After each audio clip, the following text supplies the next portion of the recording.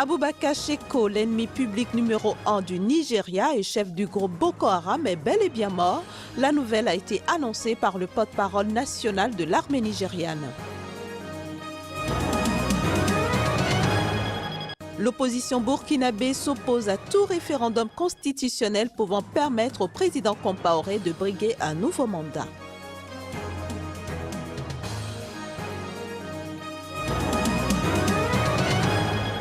Hervé Gourdel, l'otage français détenu en Algérie, a été décapité. L'information est confirmée par le président François Hollande.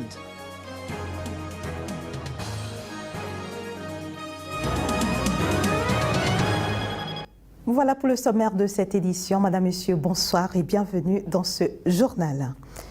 Pour la première fois ce mercredi, l'armée nigériane a affirmé que le chef de Boko Haram, Abubakar Shekau, est bel et bien mort sans toutefois préciser la date ou le lieu du décès.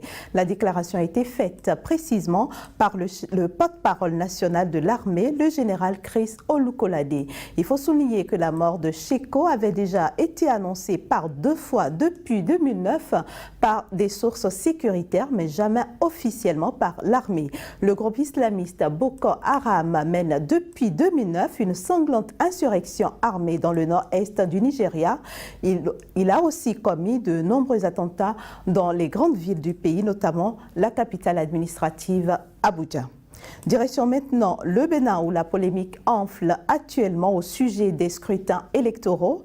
En toile de fond, le piétinement du processus devant aboutir à la correction de la liste électorale permanente informatisée et une récente sortie du chef d'État béninois faisant mention de la non-disponibilité des ressources financières pour organiser les élections au Bénin. Joël Yetanji et Floris Dossa pour plus de précisions. Depuis 2013, le Bénin devait organiser des élections municipales. 1 an et plus donc que les populations à la base brûlent d'impatience d'aller aux urnes pour renouveler leur confiance ou non aux élus communaux. Mais l'attente devient lancinante. Le préalable à l'organisation des dites élections, la correction de la liste électorale permanente informatisée l'EPI, n'est toujours pas achevée. Et pour cause, une série de goulots d'étranglement. Aujourd'hui, vous êtes arrivé à un moment où il n'y a pas d'énergie. La SBE étant instable, et le groupe qui nous suppléait, comme depuis le 12 juin, le groupe n'est pas réparé, tout le monde est bloqué en ce moment. Pour compenser, je suis en train de chercher à acquérir un second groupe électrogène. Là aussi, quand j'ai lancé, ça fait déjà plus de 45 jours qu'on est derrière. Autre obstacle, mais un bien majeur à la célérité des tâches du COS-LEPI, le Conseil d'orientation et de supervision de la LEPI, la non-disponibilité des moyens financiers subséquents. Nous avons demandé l'argent depuis le 6 août. Donc ça fait près de 6 semaines, on n'a pas les ressources. Il est évident qu'on ne peut plus avoir la liste au 30 novembre, compte tenu de ce retard que nous avons dans le paiement. Et pourtant, les griefs portés contre la LEPI en l'état remontent à l'élection présidentielle de mars 2011. Pratiquement 5 ans, fait observer Martin Asogba, membre de la société civile, doublement scandalisé, dit-il, par le retard qu'accuse le toilettage de la LEPI et la récente déclaration du chef d'État béninois faisant allusion à la cherté des élections au Bénin et la situation peu reluisante des finances publiques. Il nous sort même des cartes maintenant intolérables, des plans machiavéliques pour tuer notre démocratie. Nous n'allons pas le lui permettre. Comme son affaire de révision de la Constitution n'a pas marché, il est en train de chercher d'autres moyens pour toujours s'accrocher au pouvoir. Mais cela ne lui marchera pas. Et ce n'est pas aujourd'hui que le chef de l'État viendra nous dire que les élections coûtent cher. On a dit, gouverner, c'est prévoir. Dans le rang de l'opposition, c'est carrément la levée de boucliers. Au moment où il a été élu, il y avait de l'argent. Au moment où il a été réélu en 2011, nous n'avions pas un problème d'argent. Pourquoi c'est aujourd'hui que nous avons un problème d'argent au moment où lui ne peut plus être réélu? Je crois que ce petit jeu ne peut pas durer. Et mon pays est tombé complètement bas. Donc je lui dis simplement d'arrêter rapidement avant qu'il ne soit trop tard parce que nous sommes des légalistes. Il n'a rien dit, il a encore blagué, il va courir pour faire les élections. Pour le député et porte-parole du Parti du Renouveau démocratique, l'impasse n'est plus bien loin et il faut déjà parer au plus pressé. Le PRD déposera sous peu une proposition de loi pour limiter donc, le mandat d'un maire. Je crois qu'à partir de là, Yaïbouni même peut comprendre quand même tout ce qui peut se passer. Une option qui toutefois ne sera pas suffisante pour démêler les chevaux. La Sénat, la Commission électorale nationale autonome en charge de l'organisation des élections, a également les mains tendues. 8 milliards pour démarrer la phase pratique des élections. Un fonds dont le décaissement pour l'heure aurait aussi du plomb dans l'aile.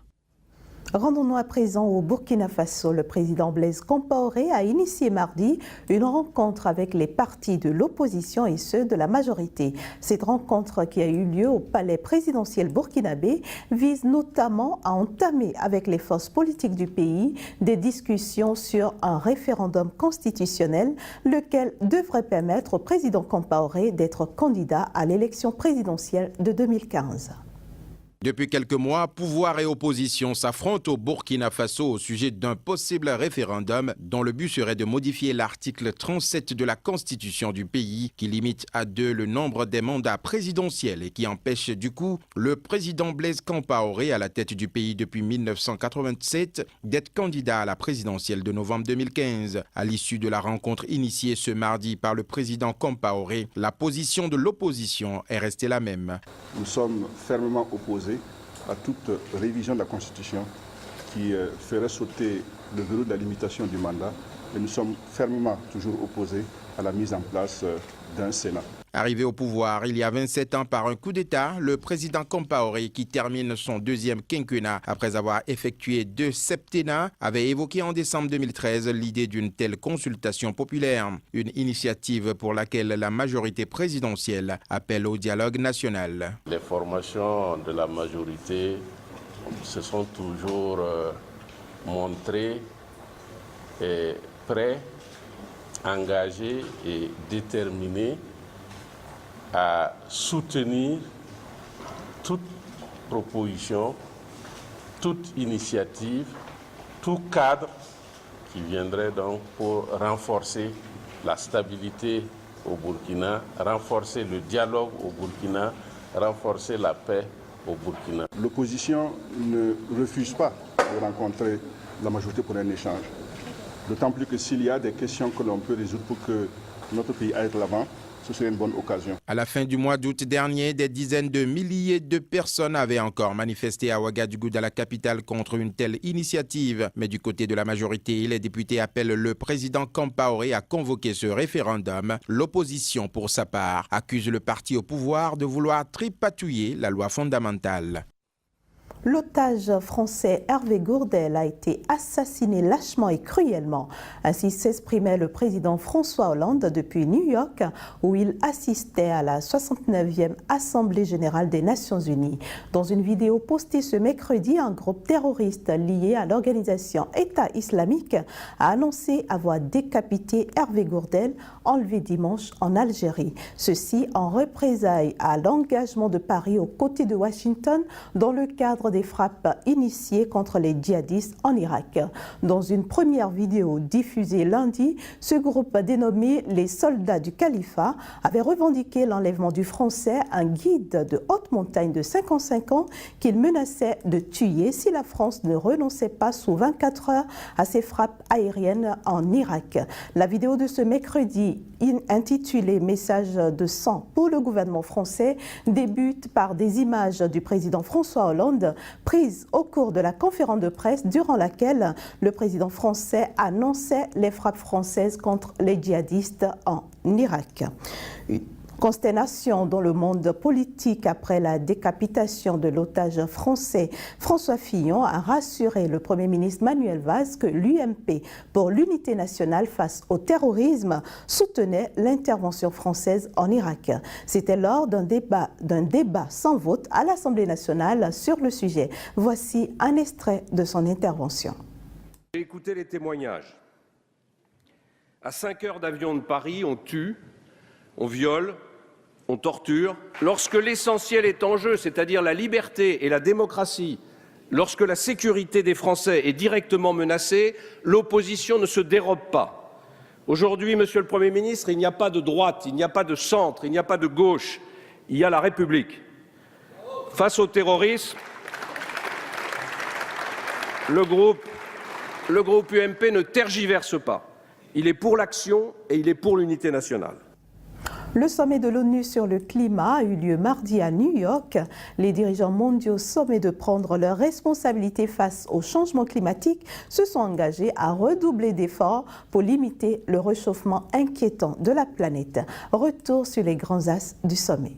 Redoubler d'efforts pour limiter le réchauffement inquiétant de la planète, voilà ce à quoi se sont engagés à New York les dirigeants mondiaux sommés de prendre leurs responsabilités face au changement climatique. Ban Ki-moon, secrétaire général des Nations Unies, demande à tous les gouvernants de s'engager à conclure un accord universel et significatif sur le climat à Paris en décembre 2015 et de faire tout ce qu'ils peuvent pour limiter la hausse de la température mondiale à moins de 2 degrés Celsius. L'objectif fixé à Copenhague en 2009. Le changement climatique présente un risque pour les entreprises et les marges financières du monde entier. Il menace notre solidité financière et nos efforts pour réduire la pauvreté et soutenir une croissance économique durable. Ceci est le début d'une nouvelle ère de coopération. Nous avons besoin de plus d'ambition et de synergie entre vous tous pour pousser l'économie mondiale dans la bonne direction. Pour sa part, le président François Hollande a annoncé que la France allait verser $1 milliard à un fonds vert créé en 2009 pour aider les pays en développement à faire face aux menaces. Or aujourd'hui, c'est nous-mêmes qui mettons en danger la planète, c'est nous-mêmes qui devons régler ce que nous avons nous-mêmes créé, et notamment les pays en développement. À la tribune de ce sommet historique, le président Barack Obama a appelé à conclure un accord ambitieux à la conférence de Paris fin 2015. Il a promis que les États-Unis, qui ont une responsabilité particulière, prendraient leur part de fardeau pour contrer la menace urgente et croissante du changement climatique. Le climat change plus rapidement que nos efforts pour y répondre. Nos citoyens manifestent. Nous ne pouvons faire semblant de ne pas les entendre. Nous devons répondre à l'appel. Nous savons ce que nous devons faire pour éviter les dommages irréparables. Nous devons baisser la pollution par les énergies fossiles dans nos propres pays afin d'éviter les pires conséquences du réchauffement climatique. Nous devons nous adapter aux impacts que nous ne pouvons malheureusement plus éviter et nous devons travailler ensemble en tant que communauté globale pour attaquer cette menace mondiale avant qu'il ne soit trop tard. Je demande aujourd'hui à tous les pays de se joindre à nous, pas l'année prochaine ou l'année suivante, mais dès maintenant, parce qu'aucun pays du monde ne peut faire face seul à cette menace globale. Le représentant de la Chine, un des plus gros pollueurs avec l'Inde et les États-Unis, s'est lui aussi voulu coopératif. La diversité des participants, 120 chefs d'État et de gouvernement, plus de 200 entreprises et de nombreuses ONG montrent l'intérêt combien important à ce sujet. Et maintenant, la revue de presse africaine, une signature de Joël Yetanji. La problématique de la tenue des élections à bonne date au Bénin continue de faire la une des quotidiens béninois. Adinako alerte, difficulté de financement des élections au Bénin, la démocratie en panne. 24 heures au Bénin fait écho de la même information et souligne qu'il s'agit d'un aveu d'échec que le chef de l'État Thomas Boniyahi refuse de reconnaître. Blaise Compaoré, le président burkinabé, refuse d'en arriver là, croit savoir, News à Ouganda. À cet effet, s'est tenue, écrit-il, une rencontre entre le président et la classe politique nationale en vue de la relance du dialogue politique. En République démocratique du Congo, c'est les communales qui focalisent l'attention. Prévue normalement pour cette année, elle pourrait bien se tenir en 2015, révèle Africa Time. La révision de la liste électorale ne pouvant intervenir qu'entre le 1er décembre 2014 et le 15 avril 2015. L'actualité sur le continent, c'est aussi le bras de fer entre la Côte d'Ivoire et le Ghana. Point différent frontalier maritime affiche à sa une Abidjan Net. Le Ghana poursuit la Côte d'Ivoire en justice. Au Mali, sans justice, constate le site d'information Tamoudre. L'un des 5 civils Touaregs enlevés la semaine dernière a été décapité et mis en cause Acmi. Au Gabon, commente Afrique Info avec qui nous mettons un terme à cette revue. Les autorités demandent à ce que force reste à la loi. Plus de 300 immigrés clandestins ouest-africains sont menacés de rapatriement. Un délai de 2 mois leur est accordé pour régulariser leur situation. Voilà, mesdames, messieurs, ce sera tout pour cette édition que j'ai eu du plaisir à vous présenter. À demain.